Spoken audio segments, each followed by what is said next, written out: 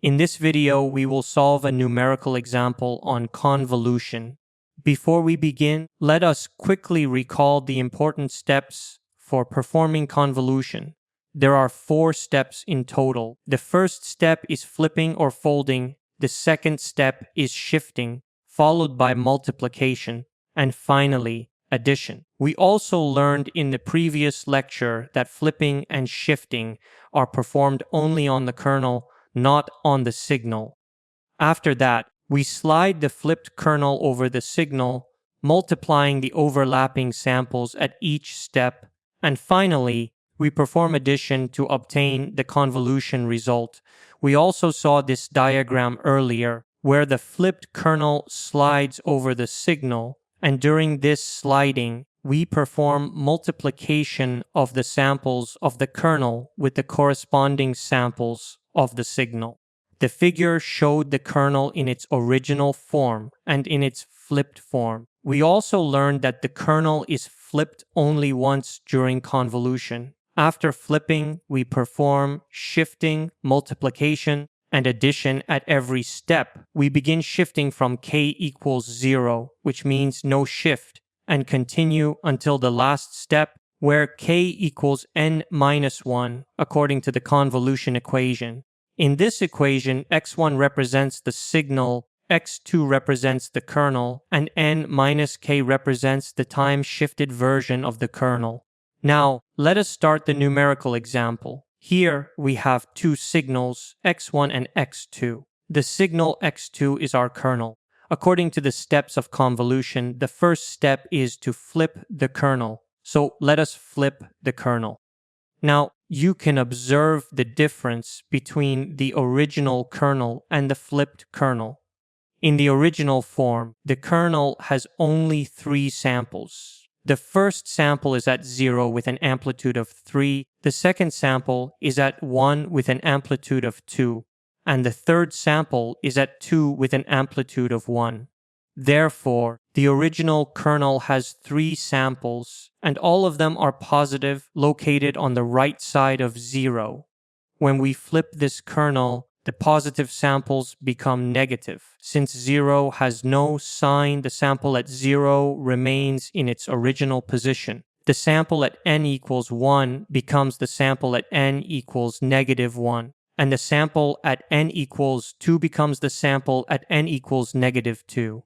Thus, during flipping, the positive samples are converted into negative samples. If the kernel had both positive and negative samples, the positive ones would become negative, and the negative ones would become positive.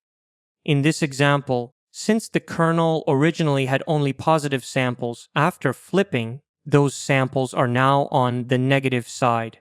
So, this is excellent. We have now flipped the kernel and represented it again as flipped x2. The flipping process is complete, and we will not flip the kernel again during convolution because, as we learned earlier, flipping is done only once at the start. According to the convolution equation, the variable k starts from 0. When k equals 0, there is no shift. So, this is our flipped kernel with 0 shifting. You can see that the flipped kernel has samples at negative 2, negative 1, and 0, the same as before. Now, this is our signal x1, and the next step is multiplication. The first step, flipping, is done. The second step, shifting, is not required, yet since k equals 0 means no shifting. As you can confirm from the equation, when k equals 0, it represents the unshifted position. Now we will perform multiplication. It is very important to remember that both of these are discrete time signals, and in discrete time signals, multiplication is performed sample by sample. I repeat, multiplication between 2 discrete time signals is always done on a sample-to-sample basis. Let us look at the samples of x1. The samples of x1 are at time 0, 1, 2, 3, and 4. The flipped x2 has samples at negative 2, negative 1, and 0. The only common sample between these two signals is at time 0. The signal x1 has samples at positive time points, while the flipped kernel has samples at negative time points, except for the one at 0. Since multiplication is done sample by sample, we will multiply the sample at 0 of the kernel with the sample at 0 of the signal. The magnitude at 0 for x1 is 1, and the magnitude at 0 for the flipped kernel is 3. So when k equals 0, 1 multiplied by 3 equals 3. That is our first product. Since there is only one overlapping sample, the result of multiplication and the result of addition will be the same. Therefore, for k equals 0, the convolution output is 3. Next, we move to k equals 1. Now, we shift the flipped kernel to the right by 1 unit. Previously, the flipped kernel had samples at -2, -1, and 0.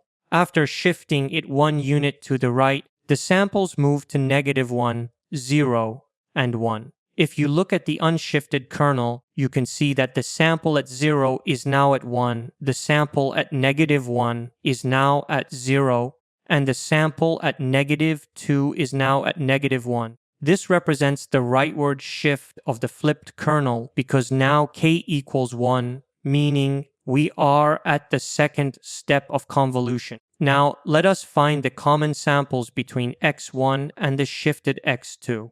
At this point, there are two common samples, one at time 0 and one at time 1. Both x1 and the shifted kernel have values at these time points.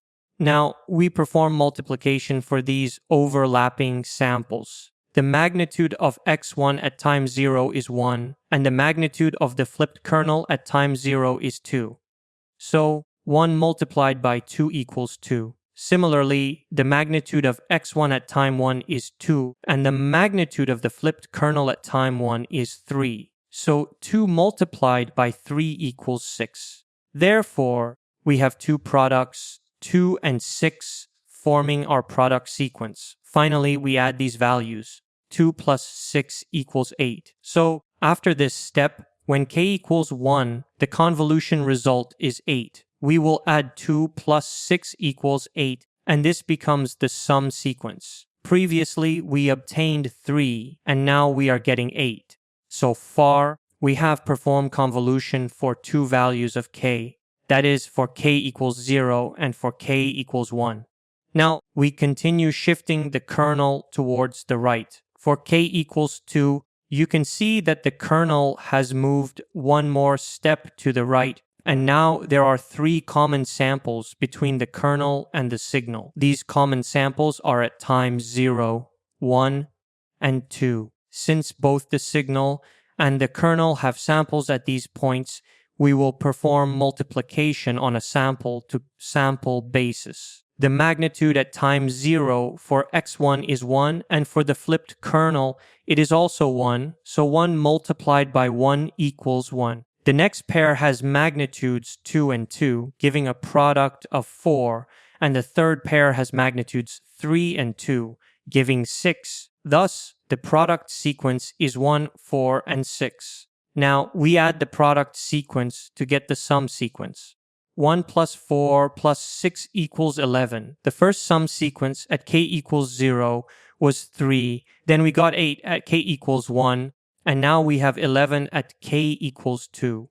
Next, for k equals 3, we move the flipped kernel one more unit to the right, so the total shift is now 3 units from the start. You can see that the kernel now overlaps the signal at positions 1, 2, and 3. The signal also has samples at these same positions. So we will multiply the overlapping samples. The magnitudes are 2 and 1 for the first pair, 2 and 2 for the second pair, and 1 and 3 for the third pair. The product sequence, therefore, is 2, 4, and 3. When we add them, 2 plus 4 plus 3 equals 9.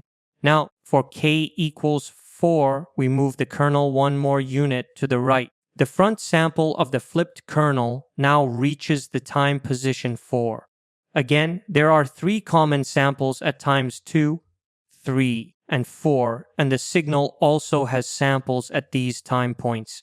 We multiply the overlapping samples. 1 multiplied by 2 equals 2, 2 multiplied by 1 equals 2, and 3 multiplied by 1 equals 3. The product sequence is 2, 2, and 3. Adding these values gives a sum of 7. Next, for k equals 5, we shift the flipped kernel to the right again. Now, the flipped kernel has reached time point 5.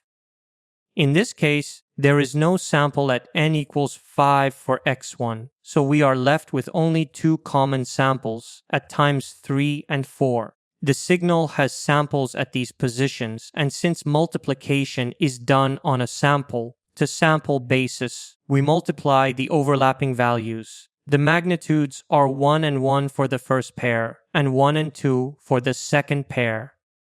Thus, the product sequence is 1 and 2, and their sum is 3. Therefore, for k equals 5, the sum sequence is 3.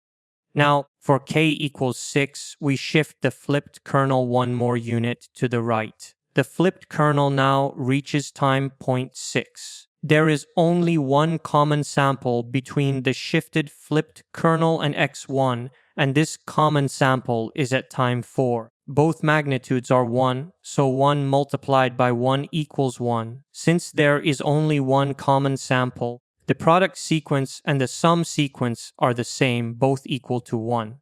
Next, for k equals 7, we shift the flipped kernel again. Now, the flipped kernel has reached position 7, where its first sample is at time 5. At this point, there is no overlap between the flipped kernel and x1 because the last sample of x1 is at time 4, and the first sample of the flipped kernel is now at time 5.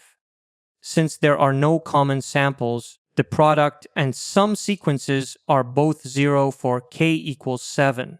Now the question is, do we need to check for k equals 8? The answer is no, because the flipped kernel has completely moved past x1 and there is no overlap anymore. If we shifted it 1 more unit to the right for k equals 8, the samples would be at time 6, 7, and 8, and we would again get a zero-sum sequence. Therefore, we only consider values of k from 0 to 6 for this convolution output. Let us review what happened in this example. At the start, when k equals 0, there was only one common sample at time 0. As we moved the flipped kernel to the right, the overlap between the kernel and the signal increased, reaching 2 samples, then 3, and eventually decreasing again until there was no overlap at all. This shows how the flipped kernel slides over the signal step by step, exactly as we explained intuitively earlier. So, this is our final output sequence. The output sequence is the same as the sum sequence. When k equals 0, the sum is 3. When k equals 1, it is 8. When k equals 2, it is 11. When k equals 3, it is 9. When k equals 4, it is 7. When k equals 5, it is 3. And when k equals 6, it is 1. The output sequence corresponds directly to the convolution sum according to the equation of convolution, where the final step is the summation after shifting and multiplication.